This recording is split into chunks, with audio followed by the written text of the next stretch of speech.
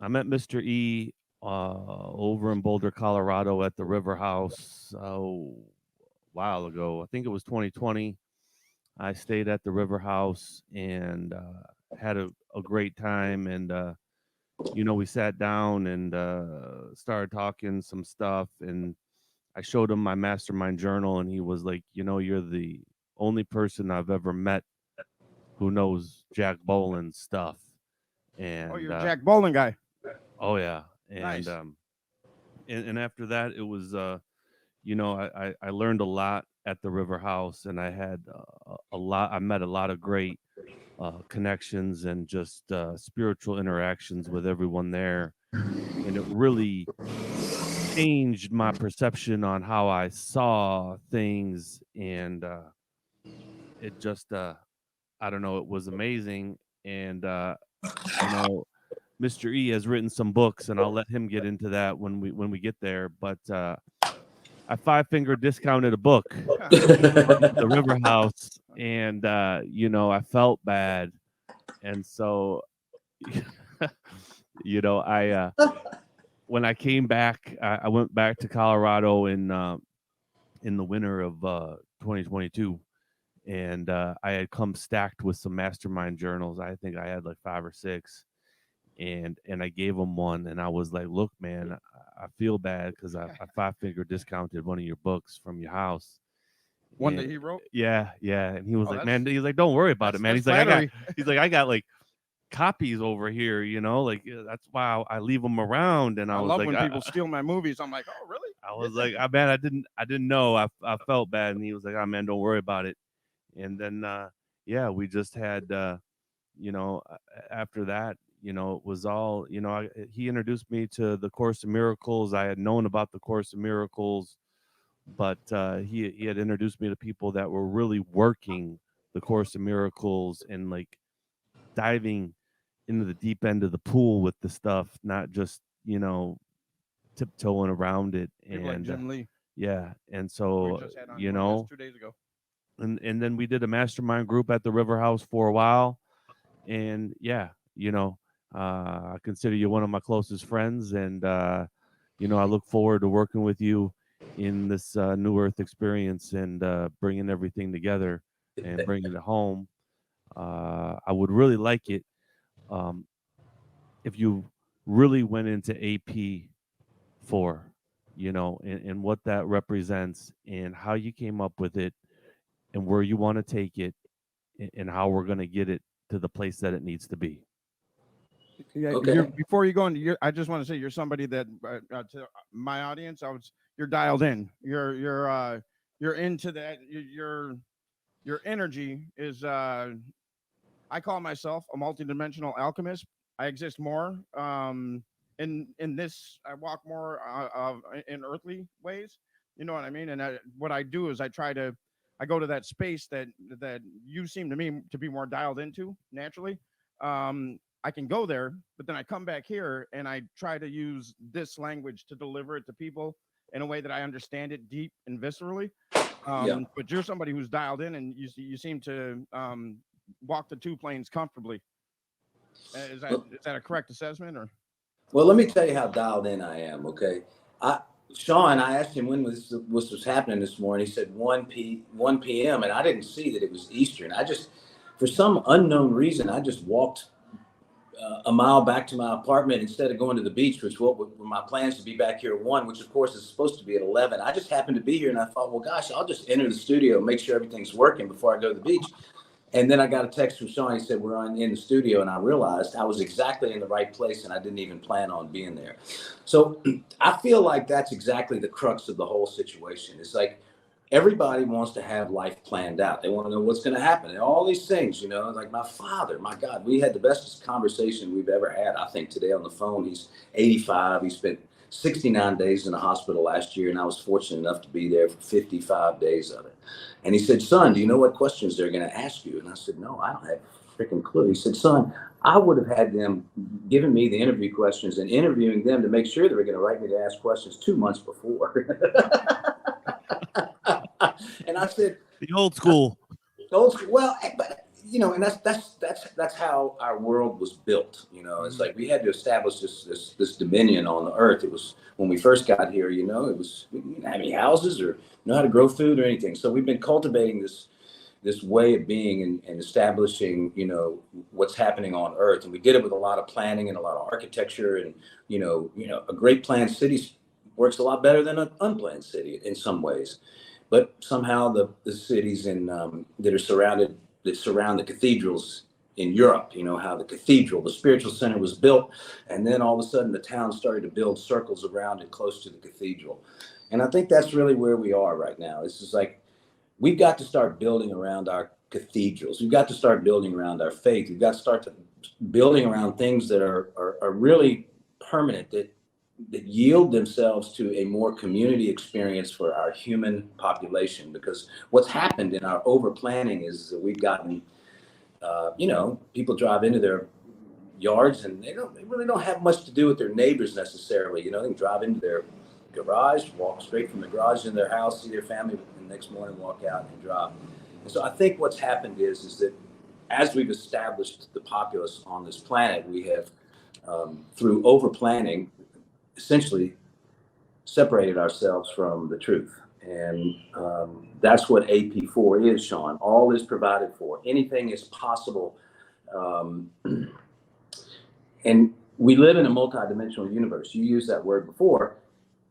Everything is electronic. Everything happens to us. When we begin to come, what did you call it? You called it being in the flow, or I was in the zone or something, being in the right place at the right time. Dialed in, right. Well, if everybody could recognize, or anybody could recognize that they were already dialed in, then all of a sudden they would just dial themselves in. Mm-hmm. Everything is already provided for, everything on this planet.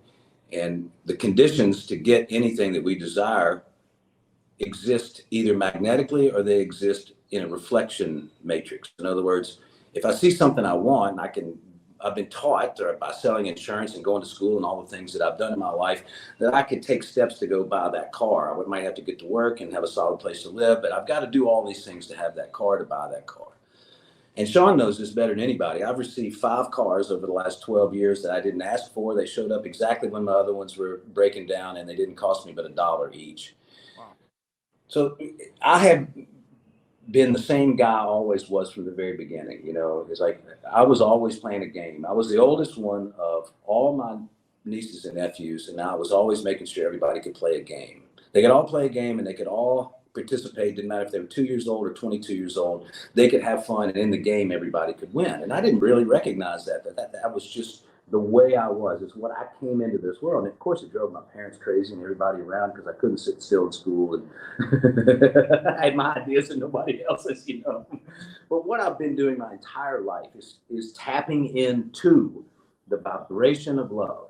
And it's very simple. It's a vibration of love. We're so serious about all the things that we have to do to get that car, or that house, or that woman, or that man, or that situation, or that vacation, that we've just totally forgotten about that life is vastly far simpler. So the Course in Miracles, the game of E that I'm coming out with, everything that I have studied in my last life, last few decades, has all come into the same place. And it's all come into the same place, which is, it's not that serious, folks. If you follow the choices that feel right, rather than the choices that your mind tell you are right, you'll only have one choice and one step at a time. It becomes a very simple way of life. You can be incredibly, incredibly prosperous with very, very little. You can have incredible amount of happiness without any type of condition to it. In other words, I'm just happy because I'm always happy. I'm always going to be happy because I've chosen my happiness more than I've chosen all this other stuff. And as soon as you start to let go of all these tentacles that tell us how conditional the reality is, then that electromagnetic force that we are, the spark, that's my book number 8, the spark is that magnetic force that's holding this body together, like it's holding an oak tree together. It will just draw in exactly what you're meant to have. And as long as you're focusing on what you're meant to have, I only want what is mine. If I really only want to go for what is mine. I don't want to try to, because everybody has an astrological profile and a blueprint and conditioning and whatnot. There's some things for everybody that you're not meant to experience. So, but in this reality, you can you can work really hard and manifest things that you want. But if you're manifesting from what you want from the ego, you're going down a very complicated manifestation process. But if you get really simple with your life and open up to what is meant for you and align with the divine plan and start working with this electromagnetic force that we all have, then everything starts to work out for you. So all is provided for now, Sean, and everybody listening to this, is simply a way of being with energy, a way of being with yourself, a way of being with simplicity that literally takes all the conditions to happiness, to everything out. And that is how we build a new society. That is how we build an enlightened society. That's how we bring everybody together in compassion, because we know we have enough of food, clothes, water, food, everything to house, educate, keep everybody safe on earth. All we lack is compassion. It's the only thing we lack in this reality is compassion. And actually we have that because everybody has a heart. So all we got to do is strip out the tentacles of what we think this reality is and get back to what this reality truly is. And what it truly is a place where we can build a cathedral. Doesn't matter if it's just a spiritual thing. I'm just using the word cathedral as a church or as any type of monument that stands for our unity, and then build our structures around that. Well, there are those monks and monasteries that they haven't left it in their entire lives, who would say that compassion is the fifth force of the universe.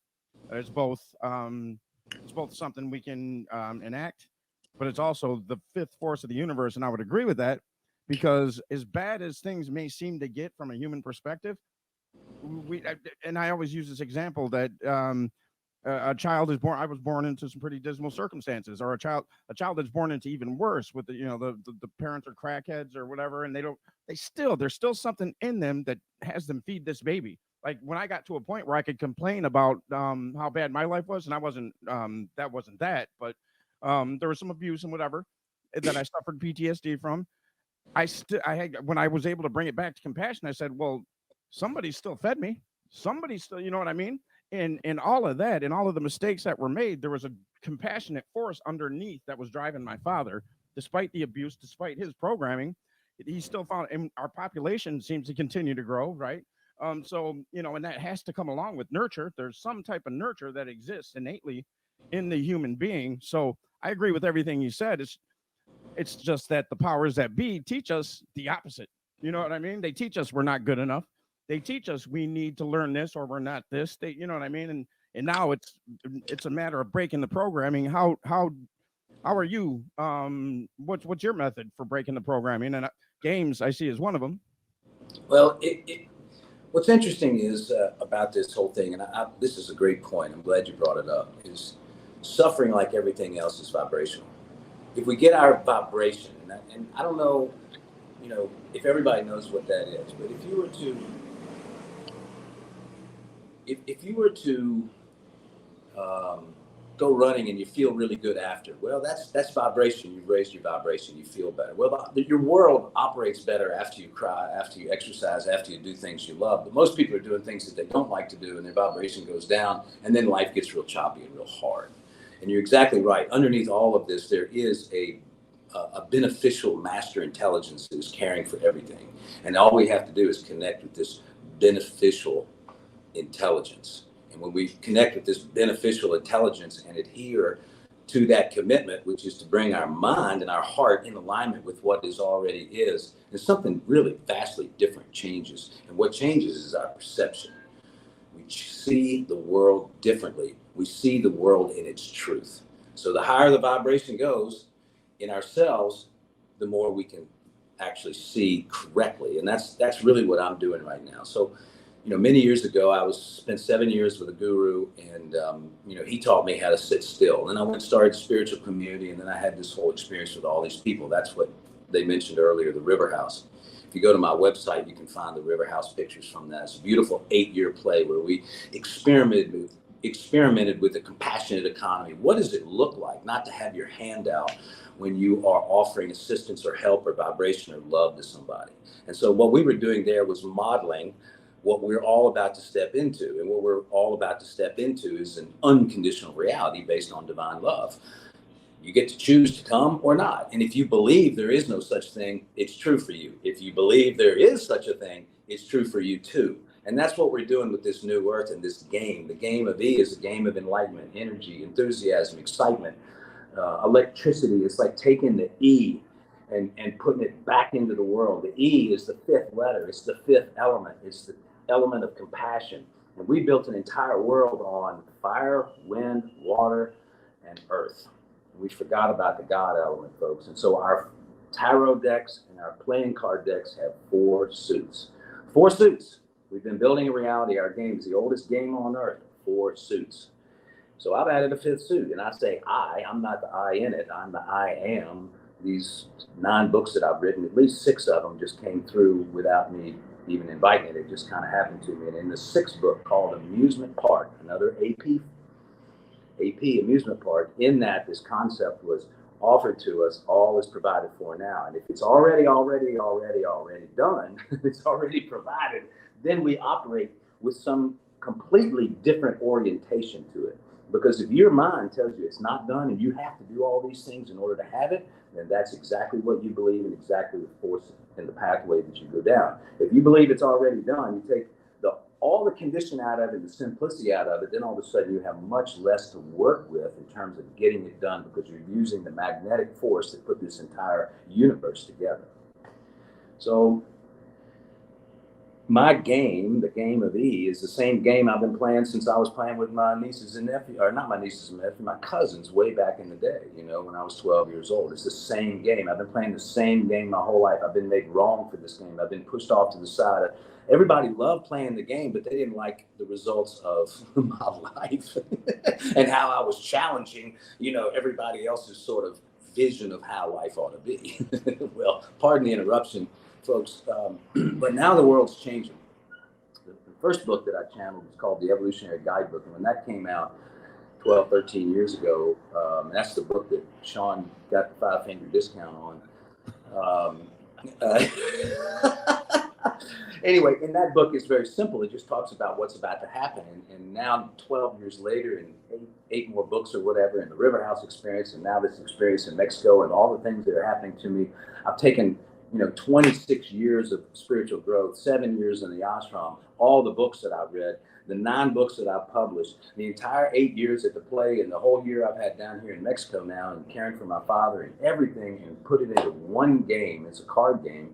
It's just like our playing card decks, except nobody's competing against each other. We go for one outcome, and that only outcome in this game is a happy outcome. And if we can train ourselves, no matter what life brings us, to have a happy outcome, I, God, only want one outcome, and it's a happy one.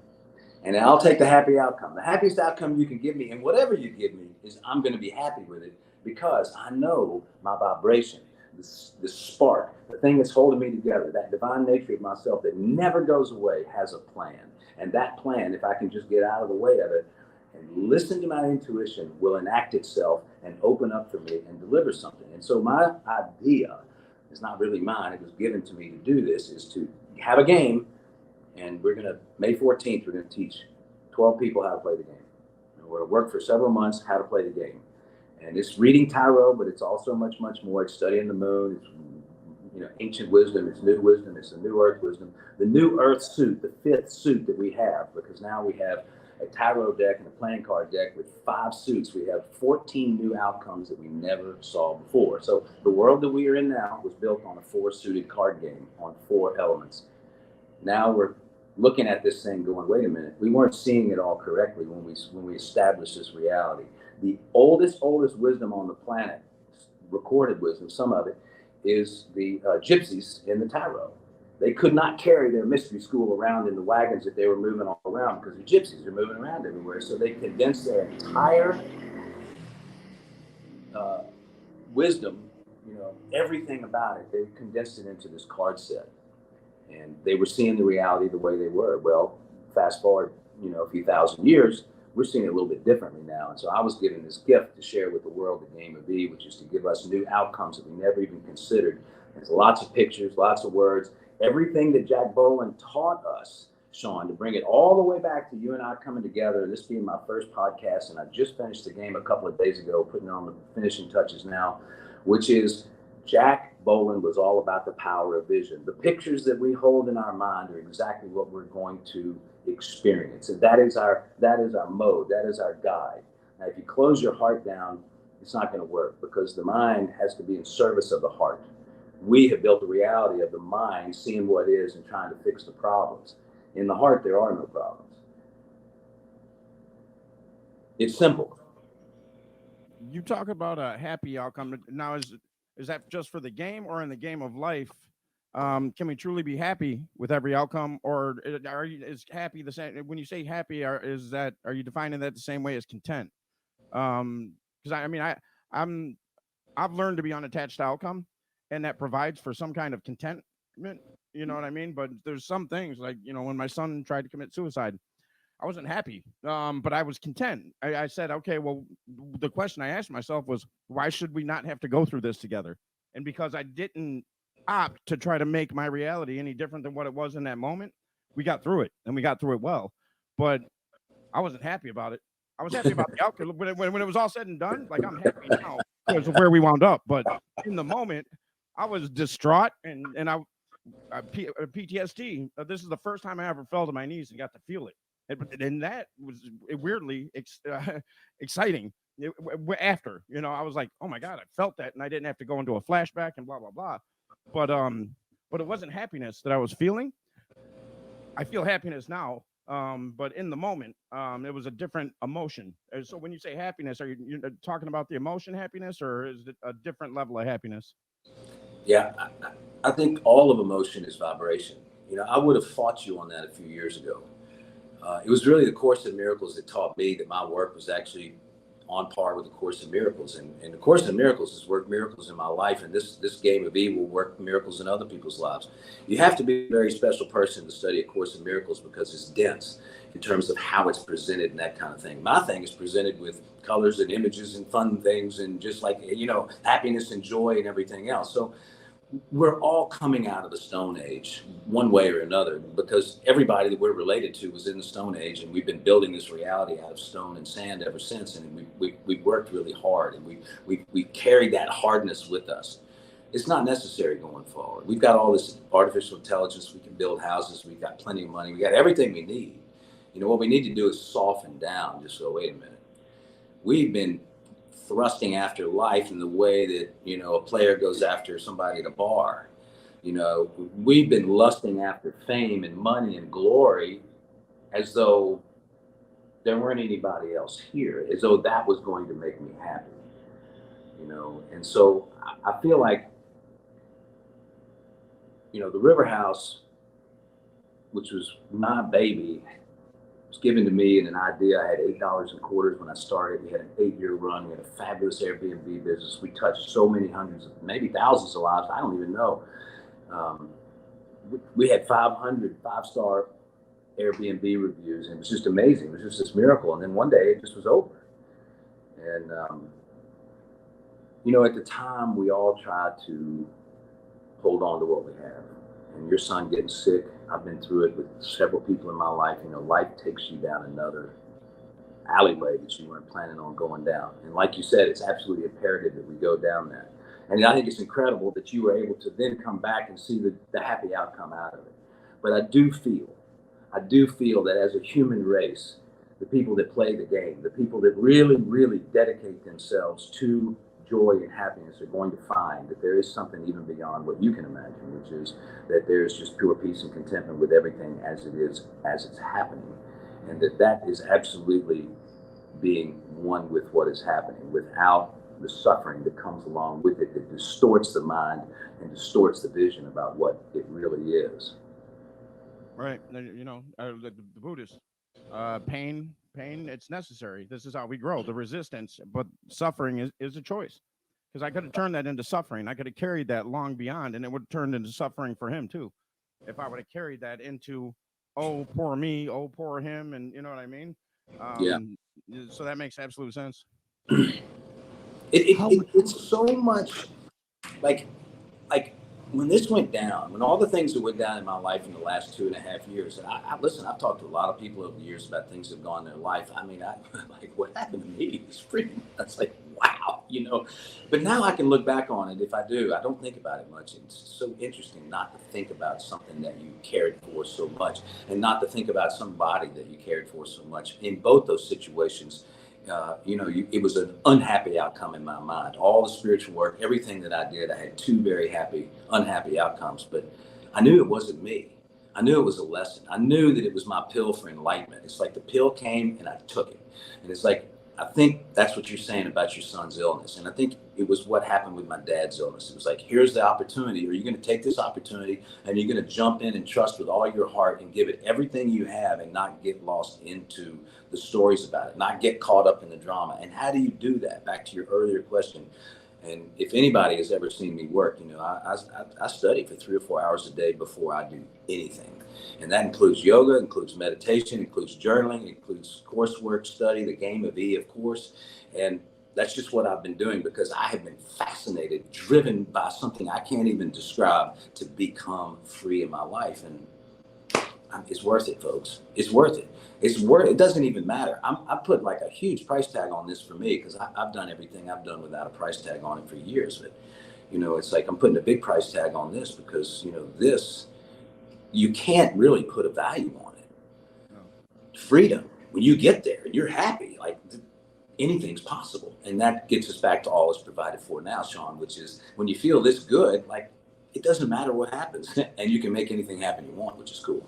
Right. I mean, you always would say, everybody wins, everybody wins. But for someone who's trying to break free, where would you start them out at? Well, they probably have to be trying first, right? To have it be effective at all. Say they're aware. Let's say they have like some sort of spiritual awareness, but they're kind of like a dog chasing its tail. They want something different. Right. Most people want something. Right.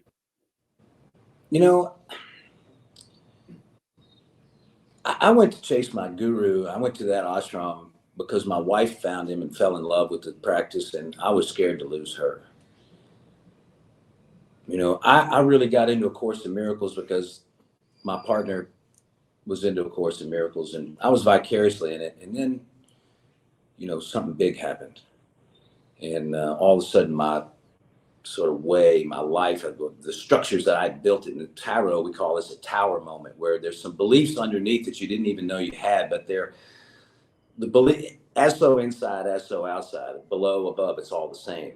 It's the 6 is the 9, upside down. It's like the yin yang. It's like we're not going to move if we're comfortable. It's never happened to anybody once, like real big change. And so when the uncomfortability comes in, I was fortunate that I had gone to the ashram to make sure my wife, and of course our marriage ended at the end of our ashram tour. I actually manifested my fears there. The great fear I had about the river house is that one day I'd be heartbroken and be pulling away with no money and no anything. And I kept seeing that. There was nothing I could do about it. My meditation, everything. So I think there's certain things that we must go through in our life that provide enough tension in the bow to make that arrow really fly for our purpose. And until that tension is built, and until we can become peaceful in the tension, and until we learn that we are the master creator of our universe and that we can actually aim that thing, that takes trial and tribulation. That isn't an instant thing. Maybe for Eckhart Tolle, all of a sudden he says he had a wake up and then now he is who he is. Listen, he did that for lifetimes before he got that here. Most of us aren't like that. Most of us are going to be like me and going to be like Sean and have to do some diligence to work. But it is a lot easier in community. It's a lot easier when it's fun. It's a lot easier when you're doing it with other people. And that's what this whole game of E is because if we're trying to do it by ourselves, if we're trying to do it in the vacuum of trying not to lose something, it's going to take us where we need to go, but it's not going to be effective. So it doesn't matter if it's 10 minutes, 10 hours. Focus a little bit every single day, and it's amazing what can happen. But it takes a dedication because we have to understand Madison Avenue knows how to program your mind.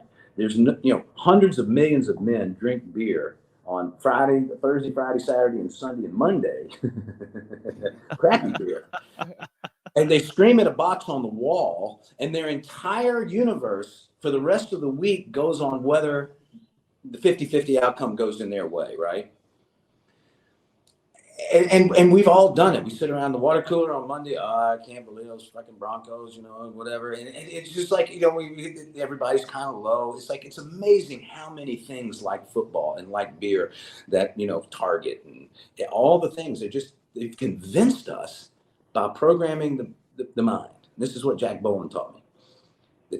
That the inner mind is protected by the outer mind. But if you can get some Dallas Cowboy cheerleaders on the sidelines, bouncing up and down, holding the Bud Light sign, you know, what happens is the men watching that, their mind kind of turns off for a second and their rational decision making goes away. And when their rational decision making goes away, they're seeing somebody having fun, drinking a beer and, you know, doing their thing. And so I think this is what happiness is.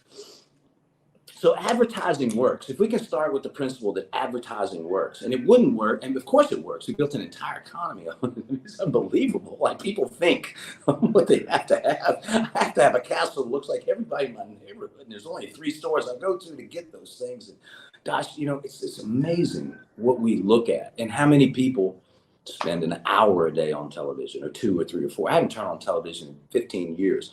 I spend a few hours of my day programming my subconscious mind what I want.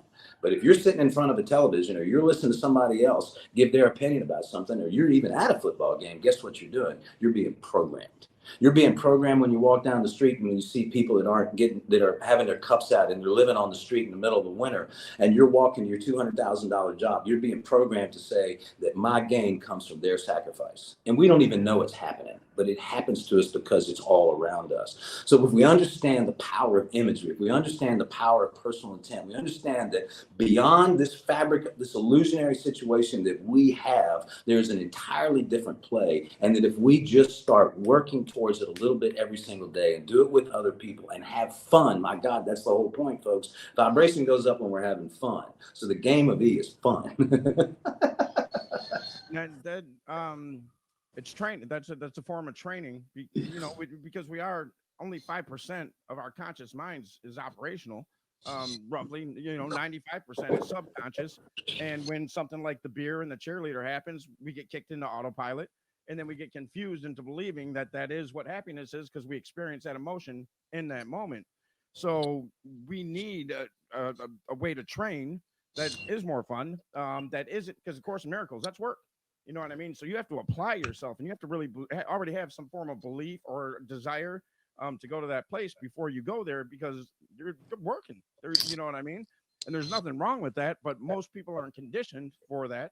So, as it is with most humans, when you know, you were talking about this like gaming on the girl as if your life depended on it. Well, that part of our brain has never grown past survival. I know this from PTSD therapy, and when what happens when you get kicked back into your amygdala and you're trying to process, you're always trying to process whether or not it's life or death. And it's 99% of the time in cognitive processing therapy, when I learned to feel first before the flashback, and then question the emotion, I didn't realize that, well, 99% of the time, any visceral response to anything out there was not accurate, because we don't live in this universe anymore. Humans don't. So it's important to know that training, daily practice of some form is really the only way out. It really is. Like, I thought it was, when I first started doing practice, I thought I was being punished to some degree. You know, it's like, God, I got to do this again. Like, what is this? You know, we all have the same resistance when we start out a program at the gym or whatever. It's like, how many people in the beginning of the year are still in the gym doing what they said they were going to do on February 14th? Not many. So, you know, the new earth is not going to be created by the economists. The new earth is not being created by anybody except though, I mean, this is exactly what the biblical verse says when it says the meek shall inherit the earth. It's like, we're not trying to gain anything. We're not trying to take as much as we can. We're not trying to ensure our future. We're not trying to make sure that we're safe. We're not buying guns. We're not doing anything. We're not playing that game. We're not watching television. We're not doing any of that. Because if we withdraw our senses out of that entire thing, doing a couple hours of practice becomes easy, because now I don't have to know what's going on in the war, because it doesn't matter. And, you know, I don't need to know about any of that stuff. I don't really care about, you know, what anybody's opinions are of me. You know, what I want to do, let's see, what does the intelligence want me to do today? And then all of a sudden you just start following that voice, and it's amazing what can happen. And I know if you're going to work every day and you've got 3 mortgages and 2 kids in colleges, and you built this entire thing, and your wife really likes a lot of money, or your husband likes a lot of money, and you feel like you're kind of in this situation, it looks like there's no way out. Well, we're all getting out of that situation. I can promise you. 20, 30 years from now, nobody's going to have the problem of too much stuff or not enough, or being hungry. There won't be anything as homelessness. I mean, everybody will have a home, because we're going to teach people that. Here's the thing. When you understand that you are already valuable, and you're already essential, and you're already a part of God's plan, then all of a sudden things just start happening for you. If you believe that you're a victim, that something's wrong with you, that you got a condition that is going to keep you from happy, or blah, blah, blah, whatever all those things are, then you're going to get that too. But going to school is being programmed. Going down the street and seeing every 2 blocks, you get the same repeating stores when you drive, down. It's like we're seeing the same thing. We're seeing the same thing. We're seeing the same thing. We're all thinking the same thing. We're all seeing. I'm saying the game of E is to help us break from this conditioned response, pull back from it, and say, okay, where does my life want to take me? I'm tired of going where everybody else is going. Where does my life want to take me? And who are some other people that want to be in this situation? How can I connect with these people? Because I'm so tired of the conversations I'm having about did the Broncos win? I'm so tired of having conversations about did they do the right thing? I got screwed over, whatever. And it's just garbage. It's all garbage, because none of it's real. The only thing that's real is love, and the only thing that love can produce is everything. It's interesting. We had Reverend Jim Lee on the other day, who was a student of Jack Boland's long time ago, and he's now retiring from his Unity Church in Las Vegas, and he is, finally he said, like, I am just going to allow the universe to just guide me wherever I need to go. Like, he talked about he had to get rid of the identity about being a minister and being in the pulpit, and he's just was like, now I am just going to be drawn wherever God wants to draw me, that's where I'm going, and that's what I'm doing.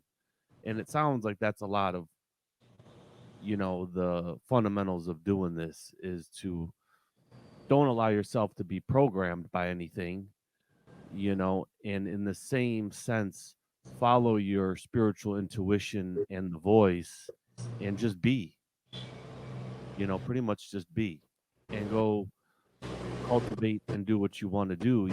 It's funny. I've ditched the mastermind journal because I looked at it and I was like, we're writing down goals for our week, right? We're writing these things down for the month and in the week and everything. But that's not really how it works. I had to rethink the mastermind journal quite a bit. When you really just trust the universe, it really takes the point out of doing the mastermind journal. I think that's exactly, Sean, the example I was given earlier, which is it's one way when we're operating on Wall Street or in that sort of what we call 3D matrix, whatnot, because that whole thing is built on a reflective willpower, which is to see something I want, and there's certain steps to get it, which includes goal setting, going to work, and all the rest of it, playing with money in a certain way, having a total belief structure around that whole thing. Well, in my last book, Deal With It Now, it shows that our entire structure is actually scarcity. Right. Yeah. Every like all these people are teaching abundance, but they're teaching how to be abundant in a land of scarcity. We're actually going beyond that, because you're exactly right. Once you begin to go with a higher resonance, your heart opens and you have a different vibration, and you've forgiven all the people in your world, and you realize nobody's trying to hurt you. That was just your interpretation of what was happening. Then all of a sudden, like you just want to share that with people, because it doesn't matter if they're Christian, Jewish, atheist, spiritualist, Hindu, anything, Islam, it doesn't matter. Muslim, it doesn't matter. None of it matters. Buddhism, none. It's all the same when you get down to the inner workings of what this reality is built of. And of course, it's the same. And of course, we have a million different personalities that have extracted what they could see out of it, but we couldn't see everything out of it. So I agree. I think that the mastermind is great. So is everything that all these great self-help people have done, because there's a thread of truth in everything.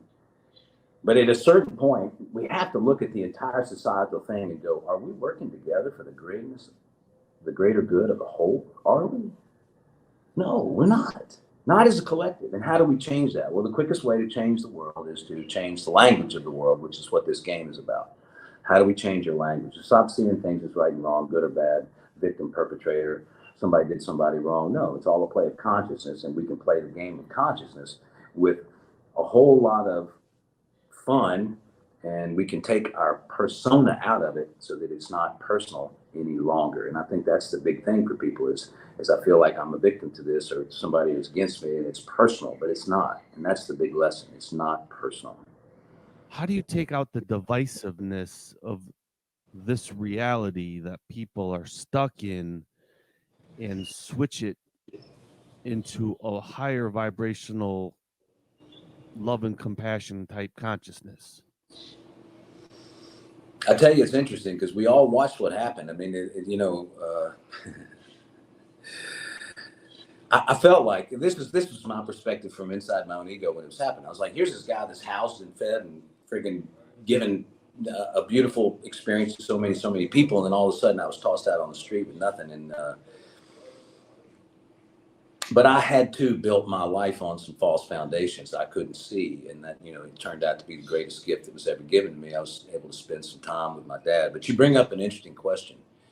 Course in Miracles promises, and so does my work, which is once we're clear of shame, then there's no need for anybody to come at us with a hatchet, whether it's a mental hatchet, a real hatchet, psychological hatchet, or just talk behind their back or whatever. Anything that happens to us is a direct reflection of our inner state. And our inner state is what it is. Difference about how we see the inner state is with two eyes or with one. Are we seeing it with two eyes or with one?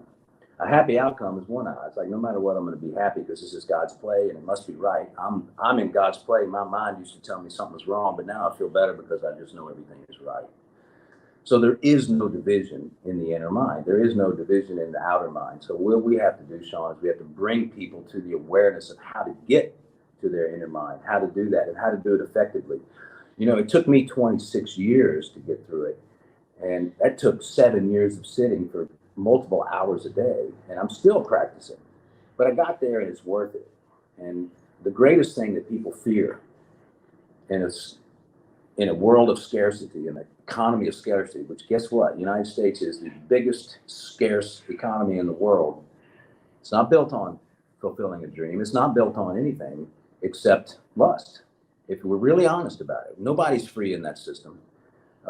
Very few people are free, and yet we have this big Statue of Liberty. And I think that's important. When the French gave us that, it says for the enlightenment of all people, because they recognized, and we were fighting for our independence back in those days, and it was very important change in history.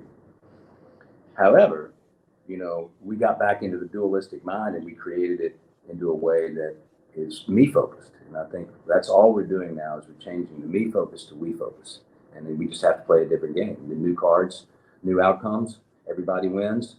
And, most people in a scarce world cannot imagine that everybody could win because everybody thinks, just like I said earlier, that in order for me to gain, somebody has to lose. Or if I lose, you know what I mean? And but that's not true because there's enough for everybody.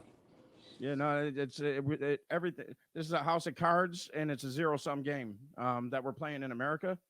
I like that people, through being uncomfortable, extremely uncomfortable, they're starting to see what this facade is, right? That it doesn't serve them either, And it's the crappy part about it is that, some of the people who've done better, quote unquote, in this system, they have to lose oftentimes to understand that they didn't have anything anyway, right? They didn't have anything anyway, and it's that's we have a movement, we the people, and it's really about we the people, all of us collectively gaining together, and it's really not to take away from the system, so to speak. It's to not use the system.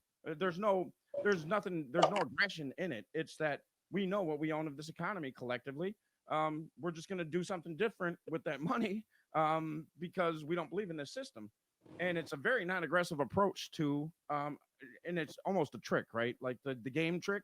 We're all pissed right now. Okay, well, let's use that and figure out how to work together. So the hope is we build community while we're doing this, which I think we will. But it's kind of a game, right? Like it's utilizing what's flawed in the system and the fact that everybody sees it and saying, "Look at that! Now do this," and hopefully you train the subconscious to work it better in tandem with the ego, right? To overcome it. I mean, all you're doing is you're letting go of belief systems. You know, everybody like in this world of scarcity, we have to add belief systems. You know, we have to add belief systems so we can fit into what scarcity says we're in. But we're never really sure because we don't get to see the whole picture because it's scarcity. You know, to see the whole picture, we have to take the belief systems out. And that's what the game is really taking belief systems out. And most people, they don't get their belief systems changed until something big happens to them and they get a lot of that. And what I'm saying is, look, let's play a game. Let's have some fun. Let's not wait for the calamity because what's happened in my life is about to happen to everybody. I want everybody to understand that. What happened to me was for the last 26 years, I've been working diligently on my mind, on my spiritual practice, and giving that service out to everybody that I could and having a great time doing it, you know. And guess what? Because I followed my heart and I went after it and I followed my intuition, guess what happened? I ran right into that structure of the mind that was covering up my vision of what I was doing. I couldn't even see it clearly because, like everybody else, I was programmed. And as soon as the programming is gone, you know, what was 9 books in a spiritual center and this and that and all these different ideas and whatnot became one thing, the game. And it's the same thing. So and all it's going to do is bring people together. It can't do anything else but bring people together. So if we can bring people together in our minds now and start working with a compassionate economic system, because we're going to share the revenue that comes in from this game. A third's going to go to me and my partners in the artistic side of it. A third is going to go to build our spiritual center and take care of what we need to take care of the business. And we're going to give a third away. And this is what I feel like the compassionate economic system is really about. It's like learn to be really simple. So you don't have all this stuff going out in the world and all these obligations, and then learn to be simple and learn to give a lot and learn to invest a lot. It's just like my grandfather said, you know, you save some, you give some away, and you spend some. And it's a very, very simple process. And it has nothing to do with me. It has everything to do with we. So if I have a circle of churches and businesses and people that we're all giving a third away and we're all saving a third, and we've all conditioned ourselves to live on a third, and we've conditioned ourselves to be happy no matter what. And let's say I got 20 people involved in this thing, we're all giving thirds out. And of course you're giving it to other nonprofits and people who are doing great work in the world because that's what we're here to do. Then when the larger thing collapses and changes and shifts, whatever happens out there happens, we have a network already built up of people who are earning money and giving money away. And we built a sort of a system built on an entirely different principle, which is truth, which is compassion. So that's what we're also doing with the game is we're going to take 12 people that come with me to do the pilot program. Whichever one of those want to join the company, they'll all get an equal share as me. And then I'll leave and they'll get to have this company and show people how to play the game, and not only how to play the game, but how to teach others to play the game. So we'll take the 12, just like the 12 disciples, and then they'll show everybody else how to, you know, make one loaf and one fish into a meal for everybody. And that's really what Christ was trying to teach all of us is this reality is not conditional, it's unconditional. It's divine. When you rise above all of it, the ascension is, you know, Easter, right? He's rising above it. And they saw him, you know, he's transcended the ego. He's transcended duality. He's transcended the reality. And we're being given the opportunity in this lifetime as a collective. Whoever wants to come and whoever doesn't, it's okay. It doesn't matter. No problemo, senor, to do something different so that there is no such thing as scarcity in that reality, because one loaf of bread becomes loaves for everybody. I love it. Yeah, I love it. You know what's funny is we the people, it's what we stumbled onto. It was really just we have to make this a level playing field. We have to take the profit out of politics. In doing that, we stumbled onto a guy who's designed this software, which it's going to be the new economy, no matter what. Now, whether it's economy by nihilism, which is the other side, right, the profit side, we're at this crossroads, this Edison Tesla crossroads, where Edison can steal this technology and use it for profit, or Tesla can actually be successful and use this technology for nurture, right? So we stumbled onto this guy who just happens to have this technology. He's the architect of it that redistributes wealth naturally back into the economy through, because the big thing is data mining now. People use that to make billions. Well, now it goes back, and there's nobody intervening. Like you said, with you, there's no Zuckerberg. It just goes back into the economy and gets dispersed. A kid who grows up in this system, by the time he gets to college, he has money for college, or she has money for college, because it just goes into their likeness. So it still allows for some of that thinking, right? That the people who want to be out there profiting greatly, you can still have that drive, but you're also serving inadvertently the economy because you have to pay a percentage for that likeness. We didn't ask for that technology. This guy is a 30-year-old genius who broke away from a fundamentalist tribe. That's where he grew up in fundamentalism, and he had to let everything go. And he knew that if people couldn't control their new identity in this new world of AI, that we were doomed, right? So we stumbled onto the guy, and he's part of the movement now. And we give this technology away for free, and it was because we didn't ask for it, but we did, kind of, because we said we need to move towards something that includes all of us, and we keep stumbling onto these things. I call it stumbling, but we know it's divine intervention, right? Like it's Right. being delivered. So it's a beautiful thing to watch it manifest, even in worldly terms, right? Well, and you bring up an interesting point, because this is back what Sean said. What does AP4 stand for? All is provided for. It's already done. If we knew that the new earth was already done, if we knew that our problems were already solved, would that change the way we operate in the reality today? And I think that's where in the fifth dimension, in the new earth, there are no problems. You don't try to solve problems because you don't see any problems. You can't even create any problems because you've eliminated the problem in your mind. There are no problems in the world. None, not even one. There's not one problem. Every single person is getting already exactly what they want. So you ask as soon as you go to your website, it asks, are you facing an impossible problem? Exactly. That because that's the great gift. If you come across the impossible problem, which for me was, I'd done all this great and goodness and beautiful stuff, and then I got tossed out with no money, and nobody seemed to give a shit. But if you can solve that impossible problem, and it doesn't have a solution per se, because we can't fix it, because it doesn't even exist. And we have to enter the paradox of the subconscious mind to recognize that we created the whole idea of problem. We created the whole idea of scarcity because we were building on a false set of beliefs. All we have to do is take those false set of beliefs, and the entire universe is going to answer to us very, very differently. So the impossible problem is an extraordinary gift. It allows for things to open and shift, because it causes somebody to go to their spiritual depth and find out what they're made for. And that's usually when they get introduced to me or somebody like me. So what you're saying is, like, maybe the word problem doesn't even really exist. It will not be in the language. There'll be a lot of words that won't be in the language of the new earth. Victim, perpetrator, betrayal, lying, all those things, sabotage, all those things will be gone. It won't exist. It'll be something totally different. None of us can conceive of it now. You think that's sustainable on this plane? Like, do you think that that's something we're meant for, or is that something that we transcend to?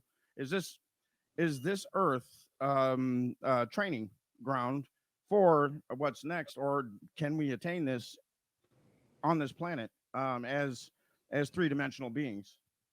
We're not. It already exists here. I mean, there is no new earth we're going to be rocketed off to. It's just like literally the one that we're on, because the collective idea changes, the collective belief system changes. And I think that big groups of people in certain places can change their reality just by their collective vibration. That literally you will walk into one city and it'll be a totally different experience than another city will. And we already have that on the earth. It's just going to become more pronounced, you know. See, we think it's solid. We think that we're different from this. No, everything, even the invisible substance, and even the ocean that I'm looking out the window to here in Mexico, everything is made up of the same subatomic particles. It's all vibration. It's all being organized by a master intelligence. When we let go of how we see it, it changes back to its original form. It's already there. That's what we have to understand. It's already done. We don't have to do anything to create compassion and love on this society except let go. It's a lot easier to let go than it is to build more stuff on top of false foundations, pretending that someday we're going to die before it all falls down. And you know, letting go is actually hard, but that's the truth though, is that no, that's not true. You're telling thousands of people right now letting go is hard. That is a part of the scarcity consciousness. It's not. It's easy. It's simple. Letting go is very simple once you do it. Once you get there. Right. Yeah. And so my job now becomes to show people how simple it is through the game of Eve. Yeah. Well, yeah. So you got to be exposed to that, because for me, once I got there, okay, well, it's like one of those things where when you see results from the gym, you're like, why didn't I just do, you know what I mean? You start feeling like that's what it is. There's this already knowing that exists in us. And it's how do you get to that? And this is one of the methods that you're talking about. And I guess that's our responsibility once we do get to a place to where we understand this, is to give it back somehow, to find our way of giving it back. Do you remember in Star Wars, this is a classic scene in Star Wars, Obi-Wan Kenobi and Luke Skywalker are trying to get off the planet with the two droids, right? And they have to go into this base where everybody flies in and out. They're about to meet Han Solo, and the stormtroopers are on the planet, and they stop him going into the village, and Obi-Wan Kenobi says, "These are not the droids you're looking for." And they go, and then the head stormtrooper turns around to everybody and says, "These are not the droids we're looking for," and they wave them on in. Now, what happened in that moment? What happened in that moment? It's mind power. It's all it is. Like, if your mind is strong, it cannot be influenced by somebody else. If your mind is weak, it can be influenced by somebody else. And we see that every single day. So we're not a victim to Madison Avenue. We just have chosen to be weak. And if we can understand that we have chosen to be weak, then we can make a different choice. Is I can be strong, and I can hang out with other people that are strong. And in that, we can all be strong. But it becomes down to a very discerning moment. And that is, do I feel good after the interaction I just had with this person or this restaurant or this church or this situation? Or do I feel better? Or do I feel lighter? And if we just simply change our lives to this one tiny little principle, I didn't feel good. I don't have to understand it. I don't have to figure it out. I don't have to fix it. There is no problemo, senor. I'm going to turn and go walk towards something that feels good. And if we could get everybody doing that, even just a few thousand or a few hundred, or even just us three, if we could just get people to stop thinking about what's the best decision, which way do I go in terms of what's best for me, and stop and pause and say, where does life want to take me? It wants to take me to the choices that feel right. Show me how to get to the choices that feel right. And we just spend a little time every single day with that game, that principle that it's already all provided for, that everybody is already getting exactly what they want. They just don't know it. I wanted to get kicked out of that river house. It had taken everything I had. It had given me all the lessons, all the books, everything I needed to do to be liberated. I didn't realize that my practice, that my work, that my dedication had liberated me from the very thing that I was trying to hold on to. And that's what God is in action when we let go of our mind and we change our minds, and something comes in and takes care of us in a way. And it's painful in the beginning because we have to let go of our attachments. But as soon as they're gone, we realize that the thing that we have been working on for all these years was exactly right, and everything was perfect. It was only our mind that was out of the way. And that's when, we can really have the awakening and go, holy wow, there is not one problemo in this entire universe. It is all perfect orchestration. I am out of alignment. What you just said I'm dealing with right now. That's it. When he walked in, I was motherfucking the world. Not so I'm saying, like, I built this company on integrity, and there's a lot of people that still eat their employees and of that company and everything. That's what I revert to now is integrity. I go back to integrity. That's what feels good. I don't even feel my actions are right sometimes, but in that space, the outcome is always better for me. So in that space, I've gotten real aggressive towards the outside world, and that I'm not going to take that bullshit. And I had the ability to take my company back. Somebody in the company, they staged a coup. They wanted more profit, right? So a partner staged a coup, and I had the ability in that moment to stop it and take the company back. But something told me, you don't want this company back. It's time for you to go. Like, you've served your purpose, and I'm still having trouble letting go of. Even though I know I need to, well, it's mine. I built it, right? And I do all these good things, but it's not mine anymore. Like, there was a point that it reached, and that's only because I do practice that I'm able to say, you know better. You know better. Get the fuck out of, what are you doing right now? Why do you continue to stew? Like, the energy that I had when you walked in, it was, I knew that it was wrong. I couldn't shake it completely. But I knew there was a knowing that, what are you doing? You know what I mean? Like, God, the universe gave you exactly what you've been asking for 2 years. 2 years ago, you knew it was your time. And now you angry about it. And now you angry.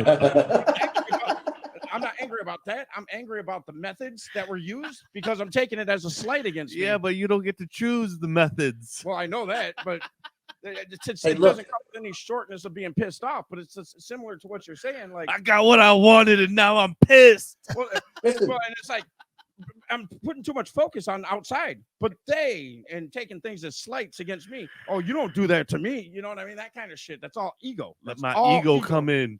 And I don't like the way this went down. It should have been different, and it should have been me that called it. You know what I mean? Like, that's. I wanted to be the shot caller. Damn it! And that's the trap. That's the trap. That if thank God for PTSD, right? Because if it weren't for my desire to be a good father and break that shit, I wouldn't have that training available to me right now. But you didn't have that choice either. That's what I want everybody to understand. You didn't have that choice. You were a good father. I had the same thing. I just was a great father. It just happened to me. It was grace.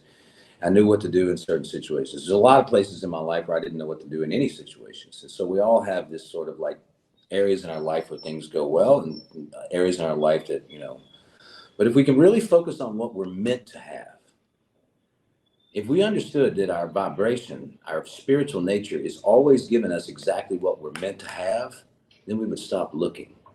And in our stop looking, we find satisfaction. We all need very little. Most of us can get by on a little bit of contentment, not much else. And we've set up a game. We're all participating in a game through our collective. It's like people getting upset about who the president is. Well, I mean, if you want to know yourself and want to know what this country's about, look at what's going on in the political system. I mean, that tells you a whole lot. We're divided. So my vision really is, out of this whole thing, we like to use the thirds, which is keep a third for yourself and learn how to live on that.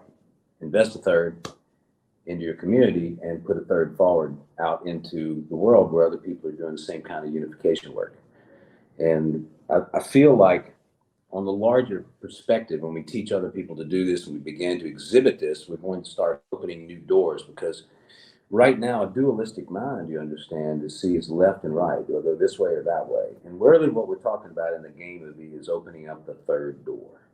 Okay, the third door, which is a unified perception. So if I'm looking at things over here and things over here that go that way or that way, our conditioning from the PTSD, all the stuff, the wars, everything from generations gone back, everything, that the way that we look at life, the competitive way to try to get safety, to try to be better than somebody else, all this way, is a dualistic approach to it. And so all we're doing is we're bringing the mind to say, no, wait a minute, I'm seeing everything as this and that, this and that. I can look out in the world and see the whole thing's dividing up in two. What does that mean? That means when we have two things that have divided away from each other, something is going to open up in the middle. So in the same way that for me, all of a sudden I had these two situations that blew up in my world, this third door opened and I just hopped aboard and went. And it was the most, wow, what a journey I've been on. The third door was there all along. I could have gone years ago. I couldn't see it because I was in a dualistic mind. So the third door is available for us collectively, but each one of us has to find the third door for our life, which is what Sean said. Show me, God. Show me where I'm meant to be and who I'm meant to be with today. Forget my ideas. I'm tired of my ideas. I want only your ideas. I'm going to listen to my intuition. I'm going to do a few hours of practice or a few minutes of practice to get there, and then I'm going to go, and I'm not going to think about anything else. I love it. I love it. Our number on the ticker, what is it? 33 million. 33 million. Once we get to 33 million, but that came from Tesla and spiritual numbers, but it's also the portion of the population that can advance this mentality forward if we play a different game. If we play a different game, we can. There's actually a study. You know Greg Braden, right? Sure. So there's a study that was done. I think he talks about it in the Isaiah effect, where it takes 0.1% of a population of higher mindset and forward thinking to change the outcome of certain things. They practice this during the Gulf War, and they would have Buddhist monks come in and meditate, and that's not a large number. We think everything is so daunting, right? I'm dying. Better get some water. That was my lack of limitation. Just are you going to be teaching numerology at the school? Well, there is no school. It's all the game of E. That's all there is. The Right. school I mean, is now in the game of E, are you going to be teaching everything? Everything. I can't wait. I mean, we got 4 decks, and the last thing I put in, I'm so glad you asked this, was numerology.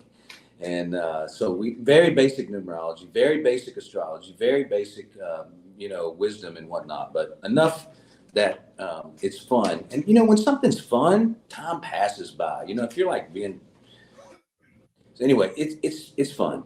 It's a lot of fun. And you know me, the River House was always fun. People don't like that sometimes, Sean. Have you noticed that people like, here's the cover, here's an old card. It says the 514 Tarot of the Black Sheep. And there's that coin down there. It says AP. Yeah. There's that coin that says the AP4 on it, right? Well, if you notice, the sheep is looking in the mirror, right? He's looking in the mirror at himself. And that's what we're all doing. Is life is a mirror. We're all looking at ourselves. But the black sheep unto itself is a very unique breed, because the black sheep was happy growing up. And so happy, in fact, that the other folks in the flock were not happy that the black sheep was happy. So they pointed fingers and pushed the black sheep over in the corner of the pasture.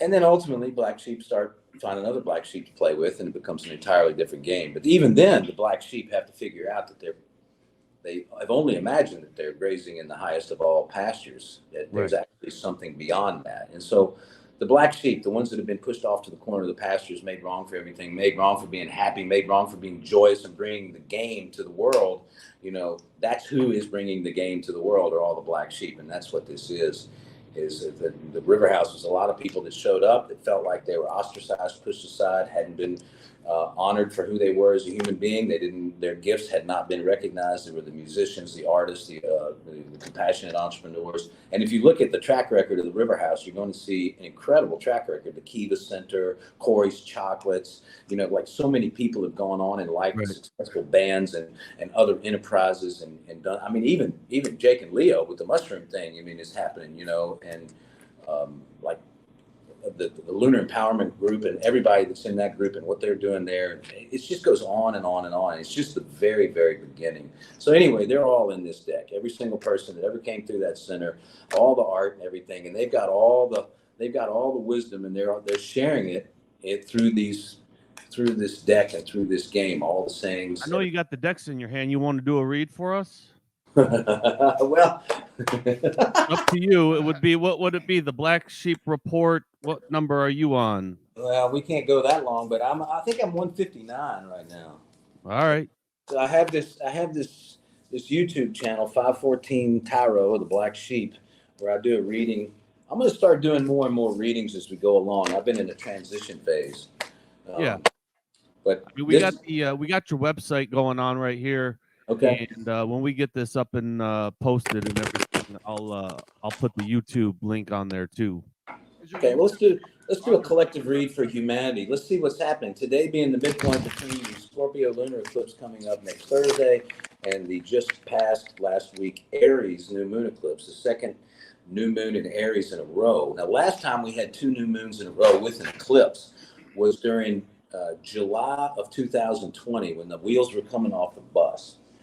And that was a big time of undoing because a lot of us at that point had tried like heck to remain sane during the pandemic, but then it just got too big and nobody knew what was going on. And then that's when this change started sweeping. And I really believe, like you do, I think, Sean, that the pandemic was not an accident either. It's part of the divine intelligence saying, get your act together.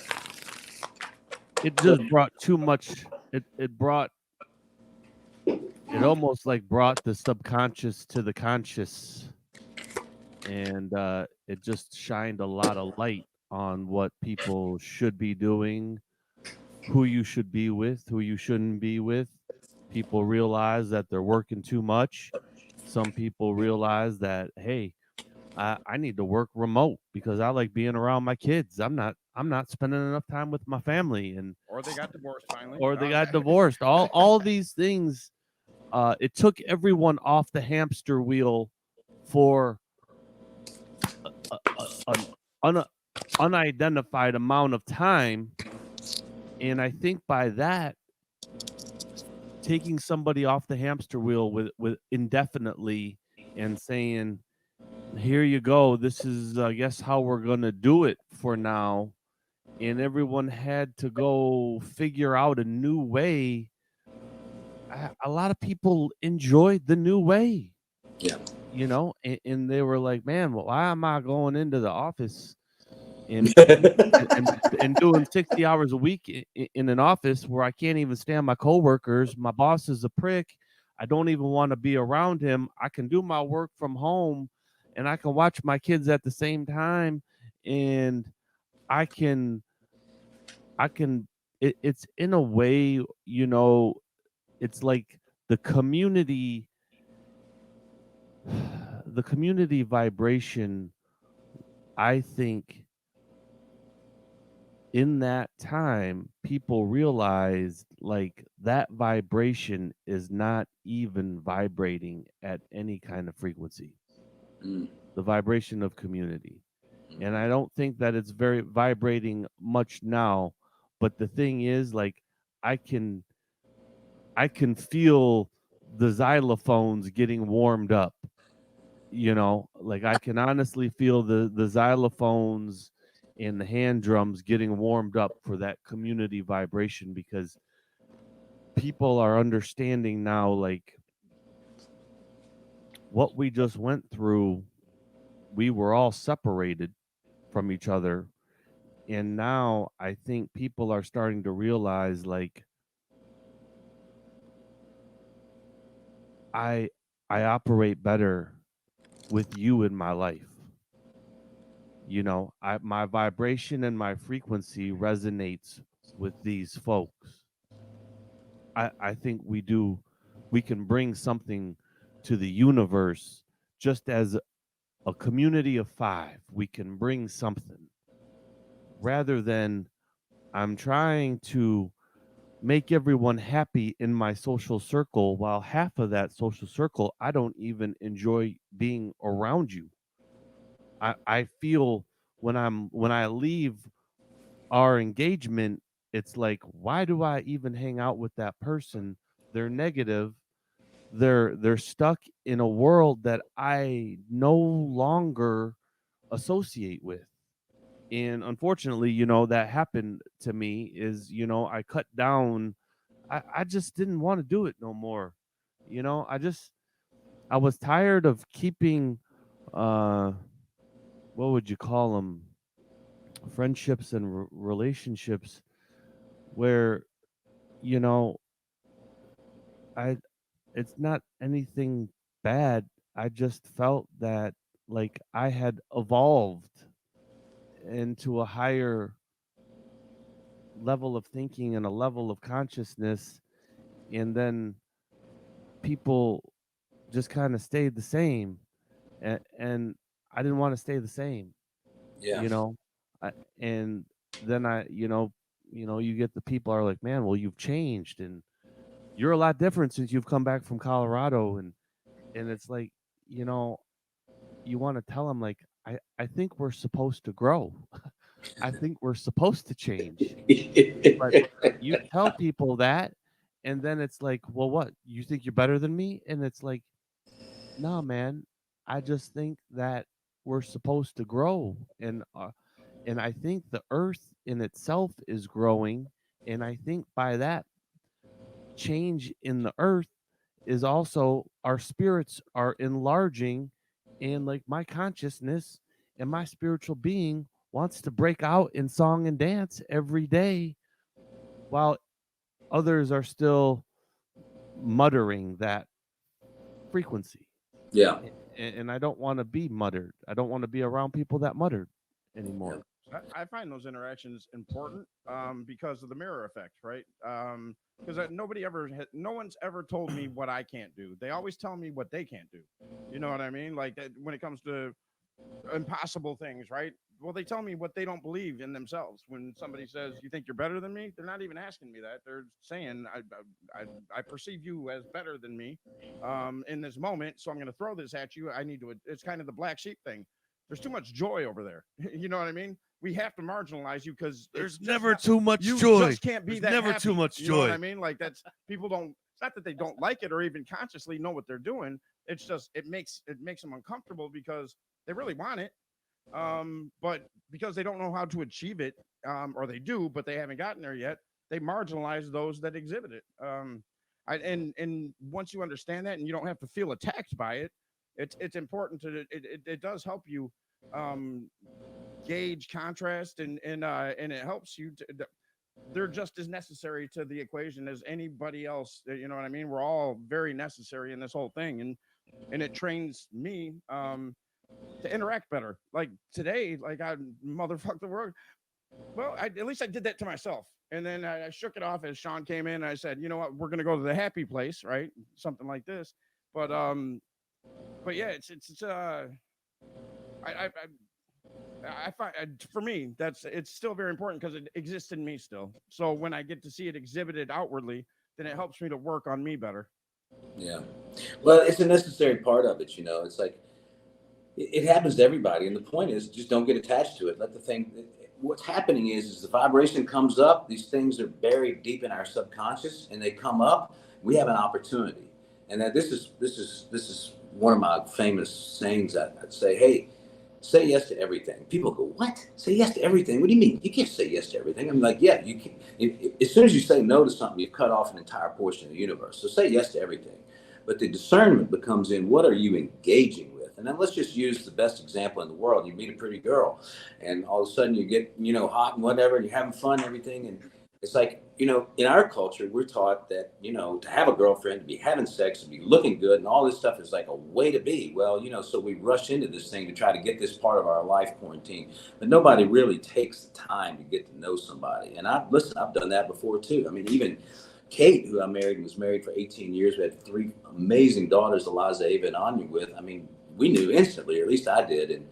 And that was them. But now as I become more conscious and aware, it's like I'm really enjoying getting to know people without trying to get anything out of them. Whether it's sex, that's an engagement. Whether it's the job necessarily, that's a huge engagement. Renting a place, that's an engagement. So in other words, if you say yes to everything, but you only engage the things that feel absolutely right. And in a relationship, if you got 2 people that feel like something is absolutely right, you're golden. Now, the trouble is as we go along, are we doing the work or not? So I date on the lunar cycle, which is when I'm in a relationship, and I'm not right now. Like if it gets intimate, then we we commit to 1 month, and that we commit to not going forward to the second lunar month unless we've gotten to the absolute yes for both of us. If one of us isn't at the absolute yes, and we stop, pause, and we really examine what it is, but we are dedicated, whoever the we is, not to take forward any of our angst and be in that forgiveness. So when the new moon starts, we can clearly see, ourselves in it. So I think that's what we really ought to start doing with everything in our life.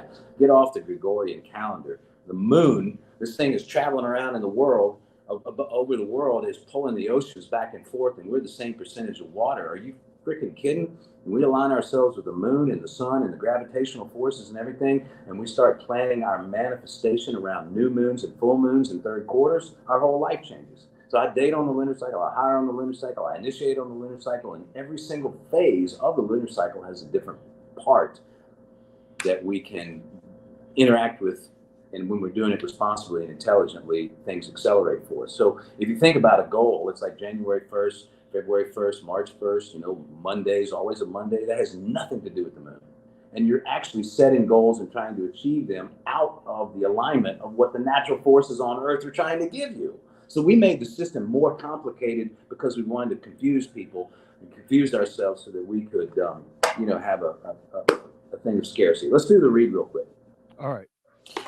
So part of the game of E is tarot. This is an old deck. I've got new decks on the way, but I don't have them. New decks are even better than these. I have 93 cards to a deck. There's 5 suits plus the major arcana. The first card we have out here today is the first person to join me in the community, the River House, one of them anyway, the Princess of Wands. You can see that she's made this beautiful silk art behind her. She's got a lot of creative fire, and this is all about enthusiasm. And this is really what we all are facing. This is what this entire read is about. This is the central focus of the read, enthusiasm. The wands stand for our fire element, the part of us that gets us out of bed in the morning, the part of us that wants to have sex, wants to create, wants to be good in life, and all the rest of it. So that's what this is all about. And I think for anybody that if you don't have enthusiasm and you're not feeling really great right now, then that's an indicator to start feeling great. On the bottom of the deck, what we can't see, and this is my card, I'm the fool. Everybody has to play the fool in their own tarot deck if you make the tarot, because the whole tarot deck is about the fool's journey of saying, I'm going to trust my heart. I'm going to trust beyond all of my rational experience that what I'm feeling is the correct move for me. And we just talked about that. So this is about a leap of faith, being foolish, not worrying about what society thinks, not worrying about what your parents want you to do, not worrying about anything other than following the voice of God as it comes through your heart, and not worrying about what the fallout is, knowing that it's going to work out for you. He knows everybody's going to win in the dream, and so he just goes forward. He's not worried about what it looks like, what the outcome is, because he's going to be joyous. So now that's what we're working with. We're working with a leap of faith, which we can't see. I think that's going to happen next week, Thursday, on this Scorpio lunar eclipse. I think a lot of the things that were undone in 2020 of July are going to come back in a strange way. Not exactly the way, but there's going to be some kind of completion. This is the last eclipse in a 1.5-year cycle in the Scorpio, Taurus, North and South nodes. And listen, those are the toughest nodes to have eclipses in, because the South node in Scorpio, that's all about getting rid of the illusion. And that's what's happening right now. So the second card that comes out to tell us about the Princess of Wands, the enthusiasm, is the Ace of Coins.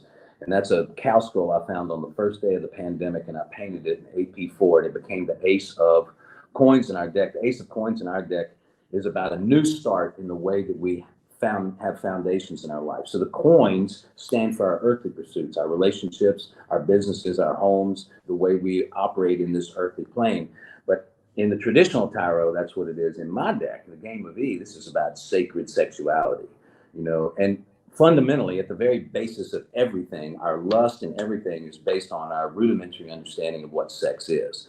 Like, sex is nothing. Sex is procreation. Sex is, we get lost in that. And I've been lost in it. Sex and love addiction, I'll raise my hand. I've been there. Okay, I understand what that situation is. But I can also tell you that it can lead you to some beautiful places if you really understand it. All addictions do. But in this is to say, hey, the power that gave you the life, the sperm and the egg came together in that moment that gave you this opportunity to be here, came out of a sexual act.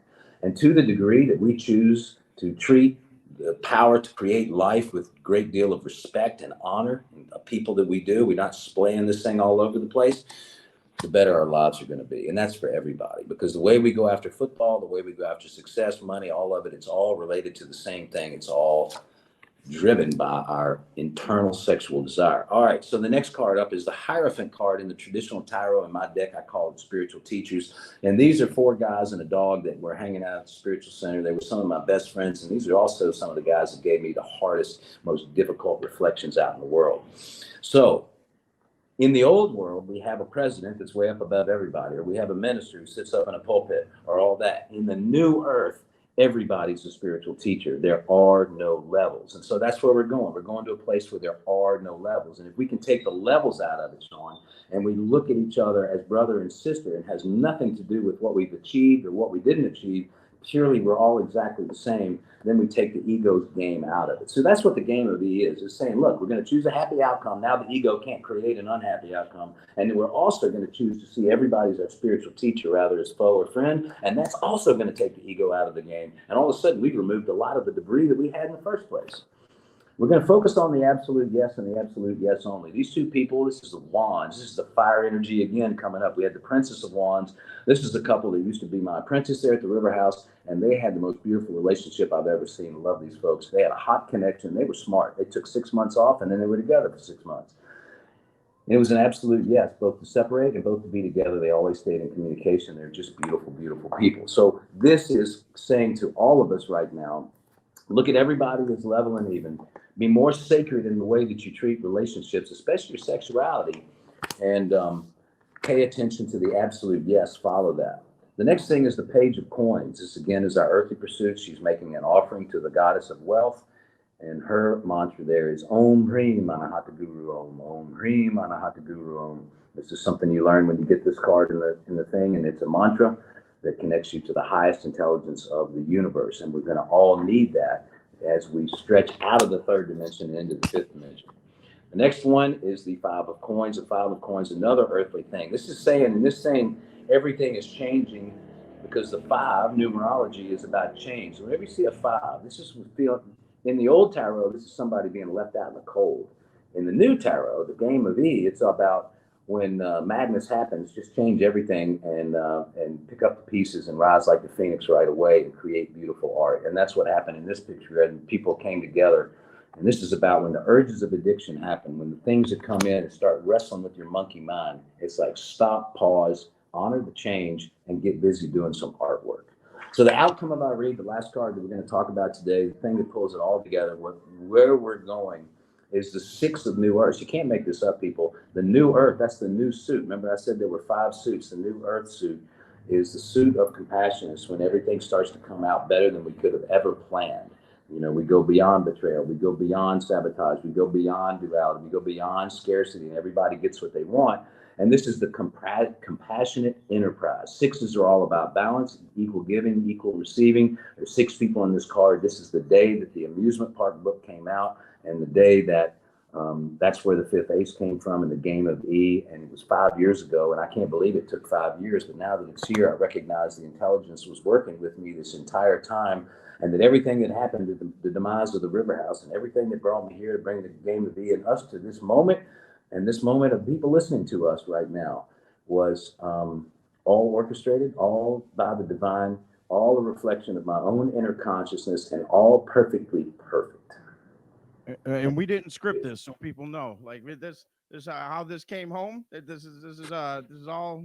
This just it happened. You know what I mean? Like, so the fact that it came back to compassion where we started, it's beautiful. And this has been amazing. I got 2 minutes.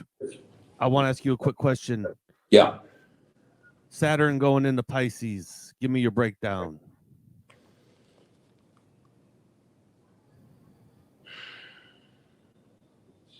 Saturn moves around the sun every 28 and a half years. So we're going to feel this for about 3 years. It's going to go in and out a little bit, but Saturn is like the karmic planet. It's the one that when it comes around, it really forces us at the age of 28, 29 to look at where we came from and where we're going. I'm coming around to it again at 56. Saturn's coming around, and I'm Saturn in Aries, so I've got about 3 years before that hits. But I think Pisces being what it is, which is a compassionate, sort of dreamy sign, I think what we're going to see is a lot of the more difficult, stringent ways of looking at the world be lifted from our consciousness merely by where Saturn is being placed in a more dreamy place. Now, that's how I see it. I think it's going to give us a softer vision and a more compassionate outlook to the systems that we build and how we treat one another. It's going to be interesting. Saturn and Pisces and Pluto and Aquarius. And Scorpio lunar eclipse. I tell you, this is a really interesting time in the world. It's just fascinating to watch. We were all meant to be here. It's all scripted for us. All we have to do is to align with the divine plan for our life, join the script, and get to having a lot of fun. Great. Thanks for coming on, E. I really appreciate it. I love you, brother. I love you too, guys. I mean, wow, what a trip this has been. I'm so glad that I happened to be near the computer when it was supposed to be here. Yeah. Right. I mean, where I was just before coming, I just knew I was going to walk into a happy place somehow. You know what I mean? Like, here we are. How you feel now? I don't want to kill anybody. I feel this was necessary for me too. Necessary for me as well. Necessary. So this was I'd love to have you on again, and any support we can offer in the game, we're there. Well, fascinatingly enough, I'm looking for 12 people to put through the pilot program. There's some funding that could happen. We could do it without the funding, but we could do it really well with some good funding, and so we've got some nice lines out for that. And I know whatever's meant to be is going to come across the way. But right now, I'm just so excited about it that see who it draws in. If you're feeling really good about it and you want to be in touch with me. There may come a day where I might be hard to be in touch with. But right now, I'm accessible. And as we build this game, if you've got an idea, if you're intrigued by it, certainly get in touch. And if you want to be a part of the program, great. Check out the YouTube channel. I'm still doing personal work with people for a little while longer, and then all that'll go into the game B. Sounds good. We'll share it. Okay.